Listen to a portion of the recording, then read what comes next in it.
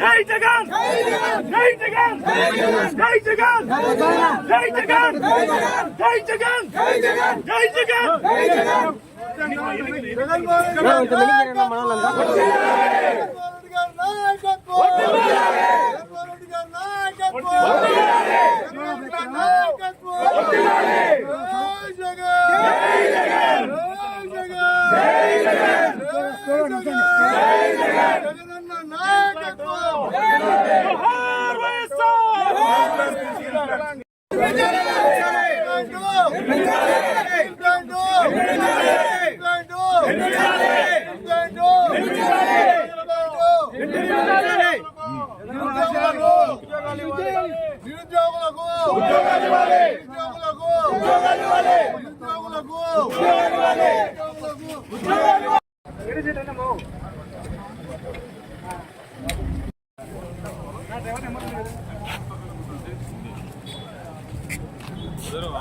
అందులో ఇట్ల సైడ్ పోతున్నా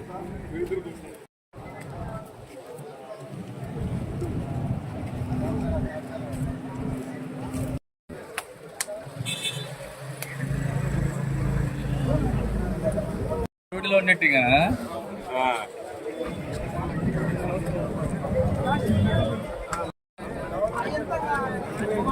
బండ్లు మామూలు ఉన్నాయా?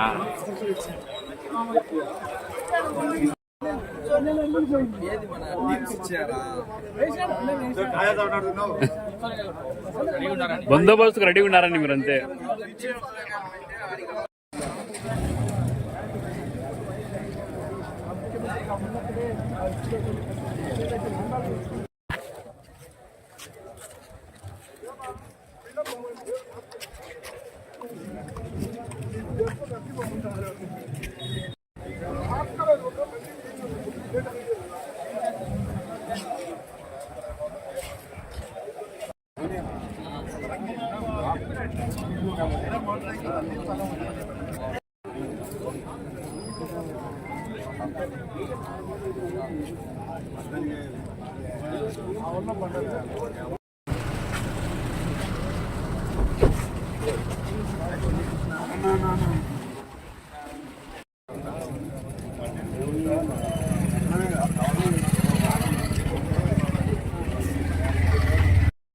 పడిన పెద్ద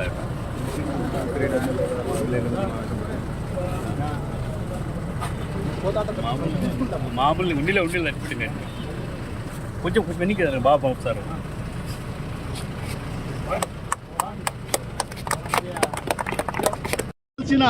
ఏదైతే స్పెషల్ కేటగిరీ స్టేటస్ మరియు ఉక్కు పరిశ్రమ కూడా నీ స్వార్థ ప్రయోజనాల కోసం తాకట్టు పెట్టావు.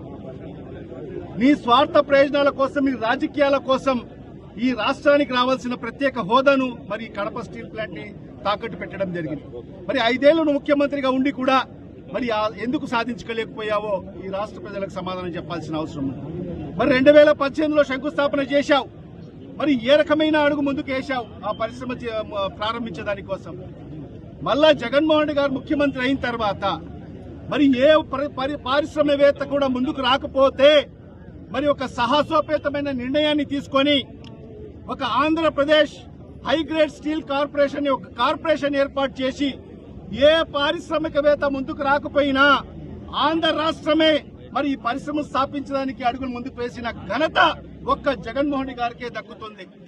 మరి సుమారుగా 3500 ఎకరాల స్థలాన్ని సేకరించి మరి పూర్తిగా 750 కోట్ల రూపాయలు వెచ్చించి ఇంటర్నల్ రోడ్స్ కానివ్వండి, అప్రోచ్ రోడ్స్ కానివ్వండి, రైల్వే లైన్ కానివ్వండి, మరి 220 kV లైన్లు కానివ్వండి, సబ్ స్టేషన్లు కానివ్వండి, మరి ఇవన్నీ కూడా నిర్మించింది ఎవరు?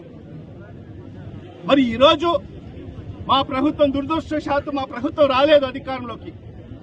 మా ప్రభుత్వం వచ్చింటే ఖచ్చితంగా ఇప్పటికీ మరి ఆ స్టీల్ పరిశ్రమ, ఉక్కు పరిశ్రమ పూర్తి అయిపోయి సుమారుగా 20 నుంచి 30 వేల మందికి నిరుద్యోగ యువతి యువకులకు మరి ఉద్యోగ మరియు ఉపాధి అవకాశాలు కల్పించే పరిస్థితి ఉండేది. మరి అలాంటిది మీ ప్రభుత్వం వచ్చిన తర్వాత మరి ఈ రోజు 25 మాసాలు అయింది.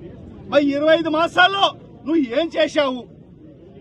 మరి అదే జేఎస్డబ్ల్యూకి సంబంధించిన సంస్థ మరి వాళ్ళ మీద నువ్వు వాళ్ళకి ఎంత ఇబ్బంది పెట్టావు మీ ప్రభుత్వం వచ్చిన తర్వాత?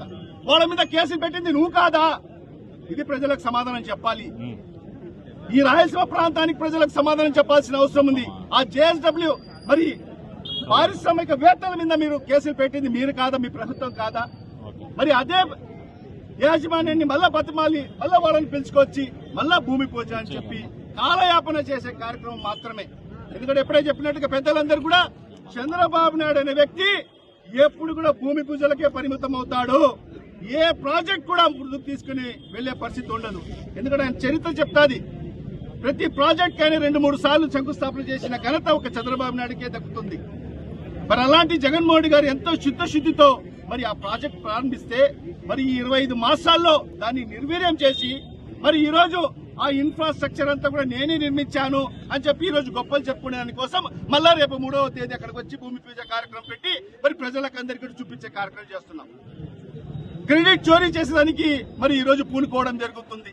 ఖచ్చితంగా ఆ క్రెడిట్ నీకు రాకూడదని చెప్పి ఈ రోజు వైఎస్ఆర్ కాంగ్రెస్ పార్టీ నాయకులైన మేమందరం కూడా మా నాయకుడు శ్రీ వైఎస్ జగన్మోహన్ రెడ్డి గారు అధికారంలో ఉన్నప్పుడు ఏం ఇన్ఫ్రాస్ట్రక్చర్ క్రియేట్ చేశారో అవన్నీ కూడా ఈ రాష్ట్ర ప్రజలకు చూపించాలని చెప్పి ఆలోచనతోనే ఈ రోజు మేము ఆ స్టీల్ ప్లాంట్ ని పర్యటన పెట్టుకోవడం జరిగింది. దాన్ని కూడా ఈ రోజు పోలీసులు పెట్టుకుని ఈ రోజు అడ్డుకునే ప్రయత్నం చేస్తున్నాం. అంటే పోలీసులను పెట్టుకుని మరి ఈ రోజు ఈ ప్రభుత్వం నడుస్తుంది. పోలీస్ లేకపోతే ఈ ప్రభుత్వం లేదు అని స్పష్టంగా తెలుస్తున్న పరిస్థితి. అసలు ప్రజాస్వామ్యం ఉందా? ప్రజాస్వామ్యంలో ఎవరైనా నిరసన తెలిపే హక్కు ఉంటుంది, ఎవరైనా అడిగే హక్కు ఉంటుంది.